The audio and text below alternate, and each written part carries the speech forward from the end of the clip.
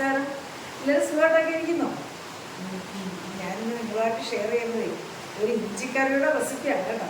അപ്പോൾ എല്ലാവർക്കും അറിയാം, ഇഞ്ചി ഉണ്ടാക്കാനും ഒക്കെ അറിയാം. അപ്പോൾ അറിയാൻ പാടില്ലാത്തവർക്ക് പാചകം പഠിച്ച കുഞ്ഞുങ്ങൾക്ക് വേണ്ടിയാണ് ഞാനിത് തയ്യാറാക്കുന്നത്. ഒരു പ്രത്യേക ചേരുവ ഉപയോഗിച്ച് നല്ലെണ്ണയിലാണ് ഞാനിത് തയ്യാറാക്കുന്നത്. നല്ലെണ്ണയിൽ തയ്യാറാക്കുന്നതിൻ്റെ കാരണം എത്ര ദിവസം ഇരുന്നാലും അത് കേടാകത്തില്ല. നമ്മൾ വെളിച്ചെണ്ണയ്ക്ക് തയ്യാറാക്കിയാൽ ചിലപ്പോൾ അത് കനച്ചു പോകും. കുറച്ച് ദിവസം ഇരിക്കുമ്പോൾ കനച്ചു പോകും. ഇത് 2 ദിവസം നമ്മൾ പുറത്ത് വെച്ചതിന് ശേഷം ഫ്രിഡ്ജിൽ വെച്ച് സൂക്ഷിച്ച് ഉപയോഗിച്ചാൽ നമുക്ക് എത്ര നാൾ വേണമെങ്കിലും ഉപയോഗിക്കാം.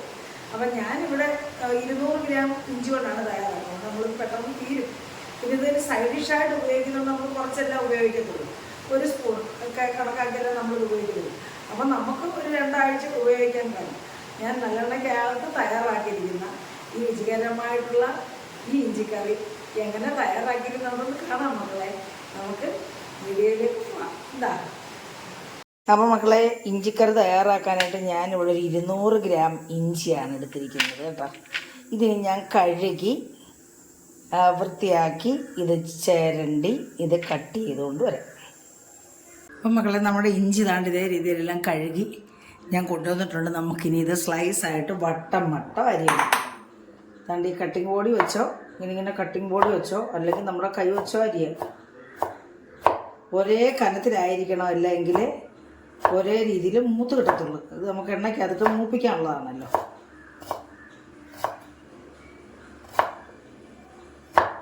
ഇതാതാണ്ടല്ലേ ഇതേ രീതിയിൽ ഇങ്ങനെ അരിയാൻ നമ്മുടെ സൗകര്യം പോലെ ഇതേ രീതിയിൽ ചെറിയ ചെറിയ കഷ്ണങ്ങളായിട്ട് നമ്മൾ കട്ട് ചെയ്തെടുക്കണം. കണ്ടില്ലേ, ഇതേ രീതിയിൽ സ്ലൈസായിട്ട് അരിഞ്ഞെടുക്കണം. അപ്പോൾ ഇതെല്ലാം ഞാൻ ഇതേ രീതിയിലൊന്ന് അരിഞ്ഞു കൊണ്ടുവരാം. മക്കളെ, ഇതെല്ലാം തന്നെ ഒരേ രീതിയിൽ കനം കുറച്ച് നമ്മൾ കട്ട് ചെയ്തെടുത്തിട്ടുണ്ട്. ഇത് ഇച്ചിരി അധികം മൂക്കാത്തതാണ്. അധികം മൂത്തതാണെങ്കിൽ നമുക്ക് വലിയ പാടാണ് ഇങ്ങനെ റൗണ്ടായിട്ട് കട്ട് ചെയ്യാം. കാരണം നാരങ്ങ് മൂക്കും.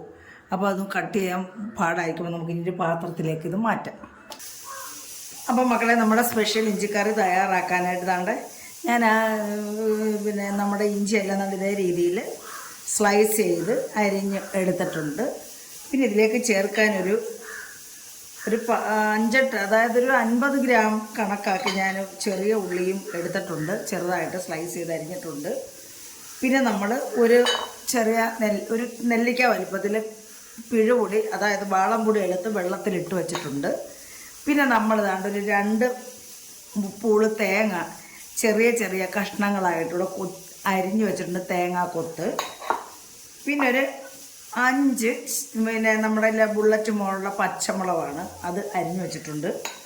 പിന്നെ ഞാൻ ശർക്കരയും എടുത്തിട്ടുണ്ട്. ആവശ്യത്തിന് ശർക്കര എടുത്തിട്ടുണ്ട്. നമ്മുടെ ടേസ്റ്റ് അനുസരിച്ച് നമുക്ക് ചേർക്കാം. ഇതിനെ പൊടിച്ചെടുക്കുമോ, ഇതിനെ പൊടിച്ച് ഞാനൊന്ന് ഉരുക്കിയെടുക്കും. കാരണം ഇതിനകത്ത് കരടുമൊക്കെ കാണുമല്ലോ. അപ്പോൾ ഇത് വെള്ളത്തിലിട്ടൊന്ന് ലൂസാക്കി നമ്മളിതിൻ്റെ വെള്ളമായിരിക്കും അല്ലെങ്കിൽ ഒന്ന് ഉരുക്കിയെടുക്കും കേട്ടോ. എണ്ണയ്ക്കകത്താണ് ഇത് തയ്യാറാക്കുന്നത് കേട്ടോ. ഇത് പവിത്ര നല്ലെണ്ണയാണ്. അപ്പം നല്ലെണ്ണയ്ക്കകത്ത് തയ്യാറാക്കുന്നത് എന്താണെന്ന് ചോദിക്കാം. അപ്പം നമ്മൾ കുറച്ച് ദിവസം നമുക്ക് ഇരിക്കുവാണെങ്കിൽ ഈ നല്ലെണ്ണയ്ക്കകത്ത് തയ്യാറാക്കിയാൽ കേടാവത്തില്ല.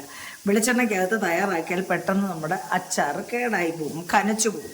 അതുകൊണ്ട് നല്ലെണ്ണയ്ക്കകത്ത് തയ്യാറാക്കിയാൽ നമുക്ക് എത്ര ദിവസം വേണമെങ്കിലും വെച്ചിട്ട് ഉപയോഗിക്കാം. സൂക്ഷിച്ച് വെച്ചിട്ട് ഫ്രിഡ്ജിൽ വെച്ച് സൂക്ഷിച്ച് വെച്ചിട്ട് ഉപയോഗിച്ചാൽ നമുക്ക് എത്ര ദിവസം വേണമെങ്കിലും കേടുകൂടാതിരിക്കും. അതിനാണ് നമ്മൾ ഈ നല്ലെണ്ണ ഉപയോഗിക്കുന്നത്. അപ്പം നമുക്കിനി കറി തയ്യാറാക്കാം.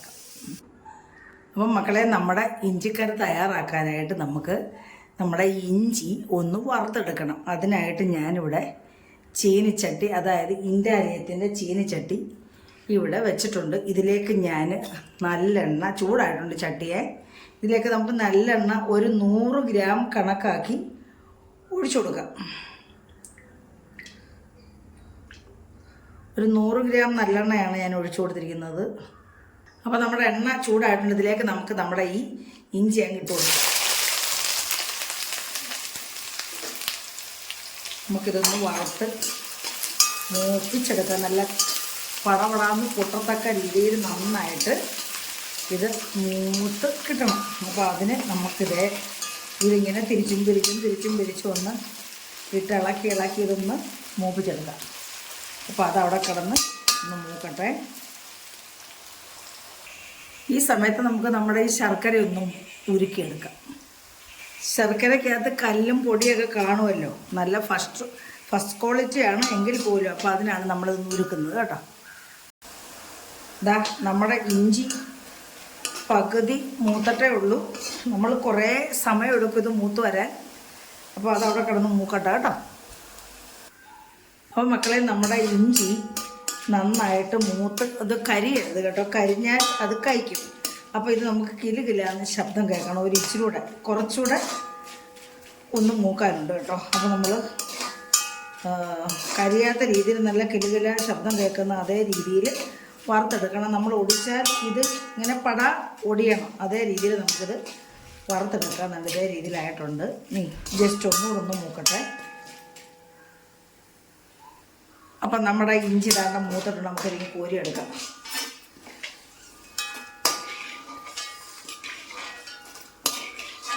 കോരിയെടുത്തിട്ടുണ്ടാണ്. നല്ല പെർഫെക്റ്റായിട്ട് നമുക്ക് മൂത്ത് വന്നിട്ടുണ്ട്.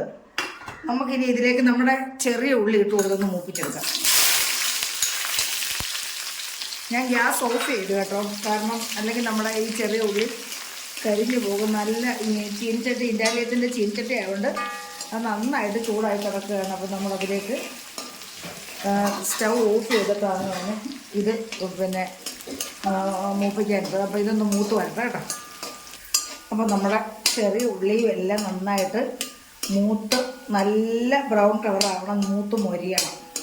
അതിൻ്റെ വെള്ളമെല്ലാം പോയി നല്ല ക്രിസ്പി ആയിട്ട് നമ്മുടെ ഈ ചെറിയ ഉള്ളി മൂപ്പിച്ച് നമുക്ക് നമ്മുടെ ഇഞ്ചിക്കകത്തോട്ട് തന്നെ കോരിയിടാം. കാരണം നമുക്കിതും നമ്മുടെ ഇഞ്ചിയുടെ കൂടെ പൊടിച്ചെടുക്കാനുള്ളതാണ്.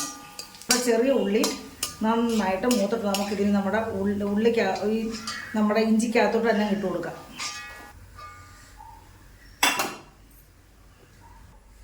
ഇനി നമുക്ക് ഇത് തണുക്കാനായിട്ട് മാറ്റി വെച്ചിട്ട് നമുക്ക് കണ്ടില്ലേ, ഇനി ഇത് പൊടിച്ചെടുക്കണം. കരിഞ്ഞിട്ട് ഒന്നുമില്ല. ഇനി നമുക്ക് ഈ ചട്ടിയിലോട്ട് തന്നെ നമ്മുടെ ഏതാണ്ട് കടുക് ഇട്ട് കൊടുക്കുവാണ്. അര സ്പൂൺ കടുക്. ഇതിലേക്ക് നമ്മുടെ തേങ്ങാക്കൊത്തിട്ടങ്ങ് മൂപ്പിക്കുക. നമ്മൾ ഈ തേങ്ങാക്കൊത്തിടുന്നതിൻ്റെ കാരണം എന്ന് പറഞ്ഞാൽ നമുക്കിത് ഒന്ന് കഴിക്കാൻ കിട്ടണം. നമ്മൾ ഇഞ്ചിക്കറി കൂട്ടുമ്പോൾ ചെറിയ കഷ്ണങ്ങളായിട്ടല്ലേ നമ്മൾ മുറിച്ചിട്ടിരിക്കുന്നത്. അപ്പോൾ ഇത് നമ്മൾ ഇഞ്ചിക്കറി അഥവാ നമ്മൾ ഇഞ്ചിക്കറിക്കകത്ത് വേണമെങ്കിൽ വറുത്തരച്ച് ചേർക്കാം. ഇതിപ്പോൾ ഞാൻ അരച്ച് ചേർക്കുന്നില്ല. കാരണം അസിഡിറ്റിയുടെ ഒക്കെ പ്രോബ്ലം ഉള്ളവർക്ക് വേണമെങ്കിൽ ആ ഇഞ്ചി അങ്ങ് ഈ നമ്മുടെ ഈ തേങ്ങാക്കൊത്തങ്ങ് മാറ്റാവുള്ളൂ. അപ്പോൾ നമ്മൾ ഈ തേങ്ങാക്കൊത്തോട് ഇട്ട് ഇതിനകത്തിട്ടങ്ങ് മൂപ്പിച്ചെടുക്കുകയാണ്. പച്ചമുളക് ഇട്ട് കൊടുത്തു, കറിവേപ്പില ഇട്ട് കൊടുത്തു, ആവശ്യത്തിന് വറ്റൽ മുളകും ഇട്ട് കൊടുത്തു. നമ്മൾ ഗ്യാസ് ഓഫ് ചെയ്തു കേട്ടോ.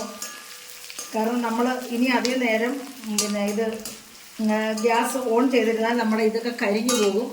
നമുക്കിനി ഇതിലേക്ക് കായം ചേർത്ത് കൊടുക്കണം.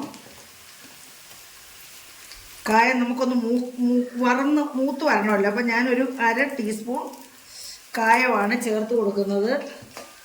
കായം ചേർത്ത് കൊടുക്കുന്നത് നമ്മൾ ഇതിലേക്ക് ഒരു ടേബിൾ സ്പൂൺ മുളക് പൊടിയാണ് ഞാൻ ചേർത്ത് കൊടുക്കുന്നത്. 1 ടേബിൾ സ്പൂൺ മുളക് പൊടി അത് മതി. 1 ടേബിൾ സ്പൂൺ ഒഴിച്ചു കൊടുത്ത് നമ്മളിത് ഈ എണ്ണയ്ക്കകത്തിട്ട് നമ്മുടെ മുളക് മൂപ്പിക്കുക. മൂപ്പിച്ചതിന് ശേഷം നമ്മളിതിലേക്ക് നന്നായിട്ട് മൂക്കണം കേട്ടോ. പച്ചച്ചുവയൊക്കെ മാറി നല്ല മണമൊക്കെ വരണം. അതേ രീതിയിൽ നല്ല മണമൊക്കെ വരുന്നുണ്ട്. അപ്പോൾ നമുക്കിനി ഇതിലേക്ക് നമ്മുടെ പുളി വെള്ളം അങ്ങ് ഒഴിച്ചു കൊടുക്കാം. ഇത് മൂക്കട്ടെ. ഇച്ചിരി ഒന്ന് മൂത്തൊന്ന് കളറൊക്കെ മാറി വരണം. അപ്പം നമ്മുടെ മുളക് നന്നായിട്ട് മൂത്ത് വന്നിട്ട് നമ്മൾ ഒരു 200 ഗ്രാം ഇഞ്ചിക്ക് 1 ടേബിൾ സ്പൂൺ മതി. നമ്മളതിനകത്ത് പച്ചമുളകും ചേർത്തിട്ടുണ്ടല്ലോ. അപ്പം നമ്മുടെ മുളകും എല്ലാം മൂത്തു. ഞാൻ ഗ്യാസ് ഓഫ് ചെയ്തിരിക്കുകയാണ്. നല്ല ചൂടുണ്ട്. അപ്പോൾ ഇതിലേക്ക് നമ്മളവിടെ തിളയ്ക്കുന്നുണ്ടോ, ഇതിലേക്ക് നമ്മുടെ പുളി വെള്ളം ഒഴിച്ചു കൊടുക്കുവാണ്.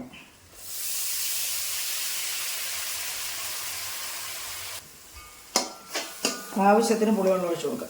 അപ്പോൾ ഈ ഒരു വലിയ നെല്ലിക്ക അല്ലെങ്കിൽ ഒരു ചെറിയ നാരങ്ങയുടെ വലിപ്പത്തിലാണ് നമ്മൾ പുളി എടുത്തത്. നമുക്ക് എത്രത്തോളം പുളി വേണോ അതനുസരിച്ച് പുളി ചേർക്കാൻ നമുക്ക്. ഇനി നമുക്ക് നമ്മുടെ ഗ്യാസ് ഓൺ ചെയ്യാം. ഇന്ന് നമുക്കിതിലേക്ക് നമ്മുടെ പിന്നെ ഇനി നമുക്ക് ഉലുവാപ്പൊടി ചേർക്കണം. ഉലുവാപ്പൊടി നമ്മൾ വറുത്ത് പൊടിച്ച് വെച്ചതായതുകൊണ്ടാണ് നമ്മൾ ഈ എണ്ണയ്ക്കകത്ത് ചേർക്കാഞ്ഞത്. അപ്പം നമ്മൾ വറുത്ത് പൊടിച്ച ഉലുവാപ്പൊടി ഒരു 1/4 സ്പൂണേ ചേർക്കുന്നുള്ളൂ. ഉലുവാപ്പൊടി കൂടിയാൽ കഴിക്കും കേട്ടോ. അപ്പോൾ 1/4 സ്പൂൺ ഉലുവാപ്പൊടി. അപ്പോൾ അത് ഒന്ന് തിളക്കട്ടെ. അപ്പോഴത്തേന് നമ്മുടെ ഇഞ്ചി നമുക്ക് പൊടിച്ചുകൊണ്ട് വരാം. ഇതേ രീതി തരിതരിപ്പോടുകൂടി നമ്മൾ പൊടിച്ചെടുത്തിട്ടുണ്ട്. നമ്മളിനി ഇതിലേക്ക് നമ്മൾ ഒഴിച്ചു കൊടുക്കുകയാണ്. നമ്മുടെ ഗ്രേവി എല്ലാം നന്നായിട്ട് തിളച്ച് വന്നിട്ടുണ്ട്. ഇതിലേക്ക് നമുക്ക് അങ്ങ് ഇട്ട് കൊടുക്കാം.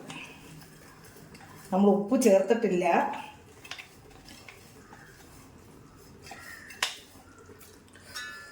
കണ്ടില്ലേ, ഇതിനി കുതിർന്ന് ഇത് കുറച്ച് നല്ല തിക്കായിട്ട് വരും കേട്ടോ. കുതിരും. ഇതിന് നമ്മുടെ ഈ ഇഞ്ചി കിടന്ന് കുതിർന്ന് വെന്ത് പറ്റണം. ഞാൻ ഇനി ഇതിനകത്ത് കുറച്ച് ചൂടുവെള്ളം ഒഴിച്ച് ഇതൊന്ന് കഴുകി ഇതിനകത്ത് ഒഴിച്ചു കൊടുക്കാം.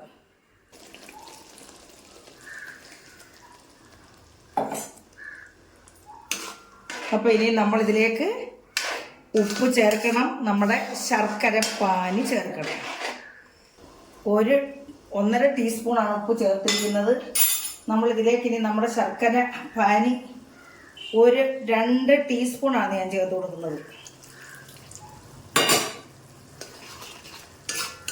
ഇനി ഇത് കുറുകി പറ്റി ഇതിൻ്റെ വെള്ളമെല്ലാം കുറച്ചൊന്ന് പറ്റി ഇത് കുറുകി എണ്ണയെല്ലാം തെളിഞ്ഞു വരണം. ഞാൻ ഉപ്പൊന്ന് നോക്കട്ടെ. ശർക്കര നമുക്ക് എത്രത്തോളം മധുരം വേണോ അതനുസരിച്ച് നമുക്ക് ശർക്കര ചേർത്ത് കൊടുക്കാം കേട്ടോ.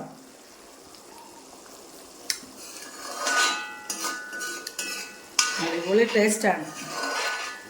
പുളിയും ശർക്കരയും ഒക്കെ നമ്മുടെ ഇഷ്ടത്തിന് ചേർക്കാം കേട്ടോ. അപ്പോൾ ഇതൊന്ന് പറ്റി കുറുകി വരട്ടെ കേട്ടോ.